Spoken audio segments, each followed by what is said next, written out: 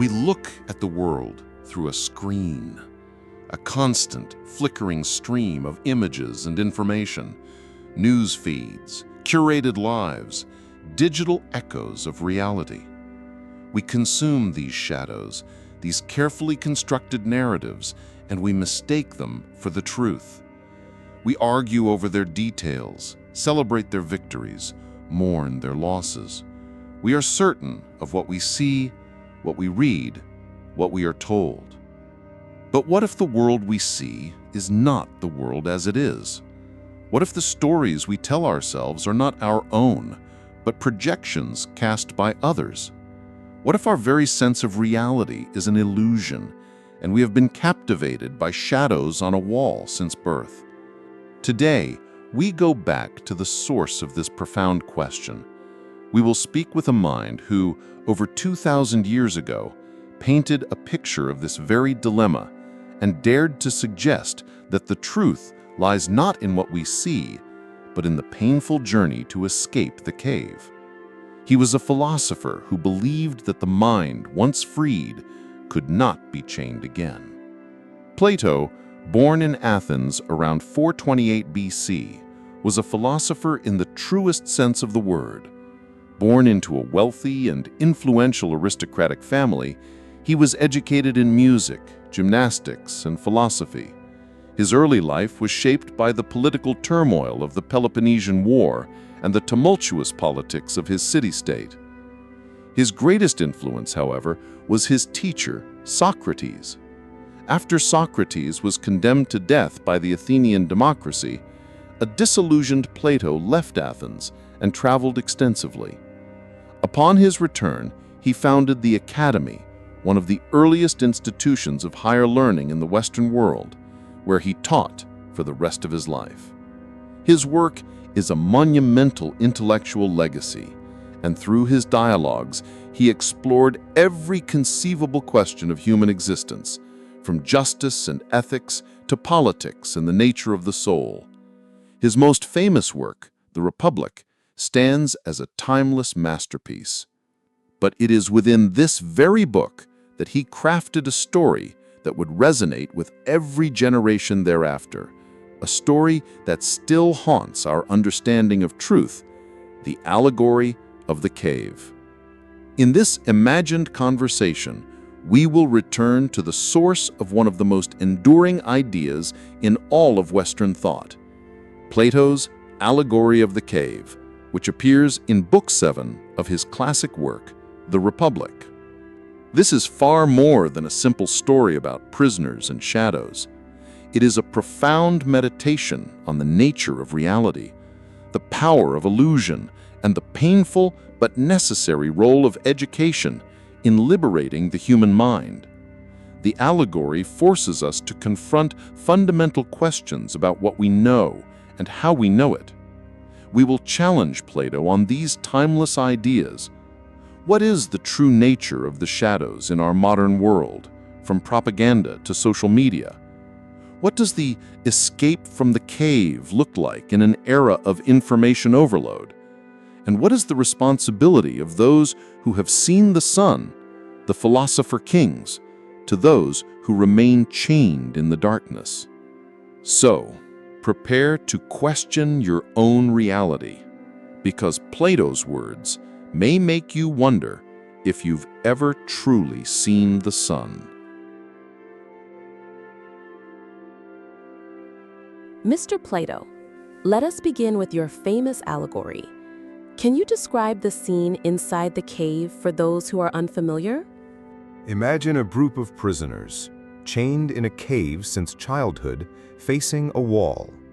Behind them, a fire burns, and between the fire and the prisoners, puppeteers hold up objects. The firelight casts the shadows of these objects onto the wall. The prisoners, having seen nothing else, believe these shadows to be the only reality. Their entire life is a world of illusions, a world of shadows. The prisoners see only these shadows. What do these shadows represent in our own lives?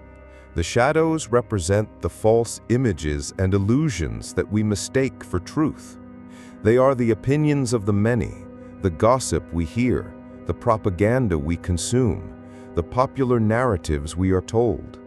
We mistake these fleeting reflections for the true, unchanging forms of reality. They are not truth itself, but merely its fleeting reflection. Then, one of the prisoners is freed. Can you describe the journey of this newly liberated person? The freed prisoner is first pained by the journey. The light is blinding, and the truth is painful. He is forced to turn away from the familiar darkness and ascend a difficult, steep path.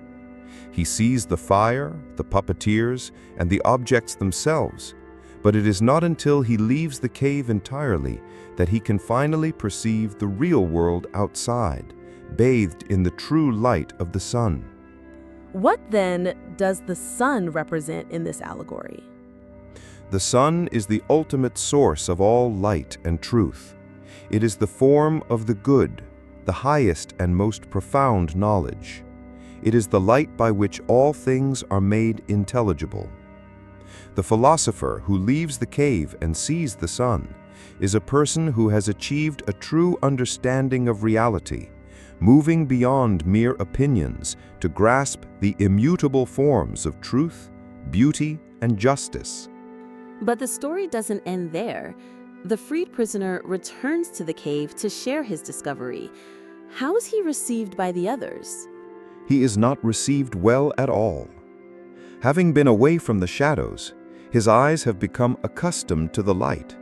He can no longer see the shadows clearly. When he tries to explain the world outside, the other prisoners laugh at him, believing he has been harmed.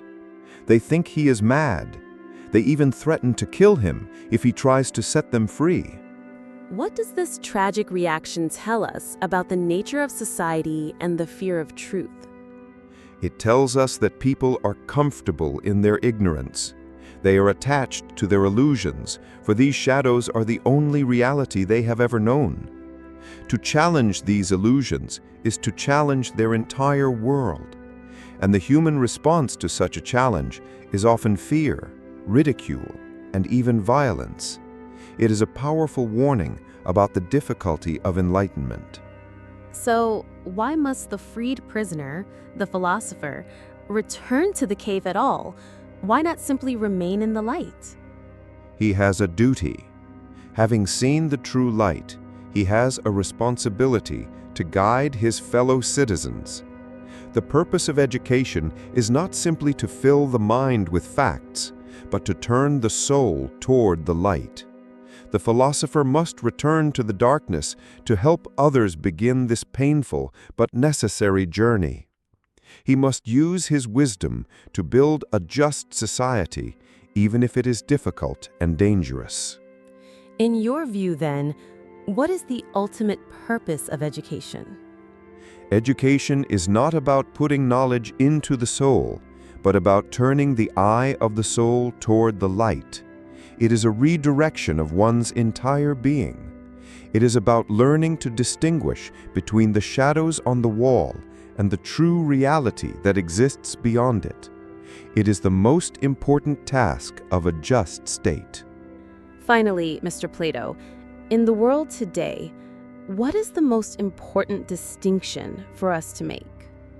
The most important distinction is always between knowledge and opinion. Knowledge is based on the immutable forms, on a deep and true understanding of a thing's essence. Opinion, however, is based on fleeting shadows and appearances. To mistake opinion for knowledge is to remain a prisoner in the cave, content with a lie that feels like the truth.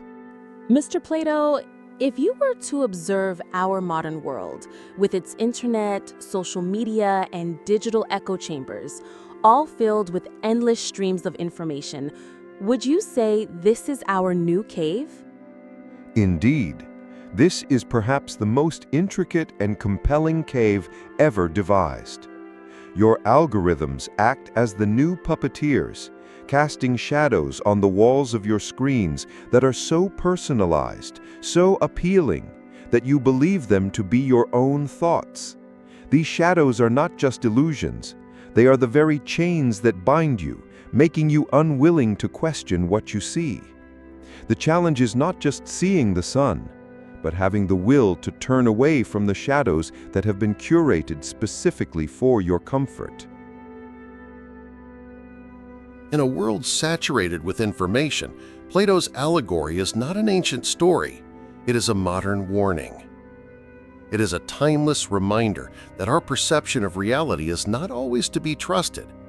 The opinions we hold, the news we consume, and the narratives we believe can all be the shadows of a deeper truth. But it is also a call to courage. The journey out of the cave is painful and difficult, but it is the only path to genuine enlightenment and freedom. The philosopher is not a reclusive dreamer, but a defiant truth-seeker who has a duty to help others see the light, even at great personal risk. Plato reminds us that the greatest tragedy of all is not ignorance, but the contentment we feel while living in it. And so we must ask ourselves, what shadows are we watching?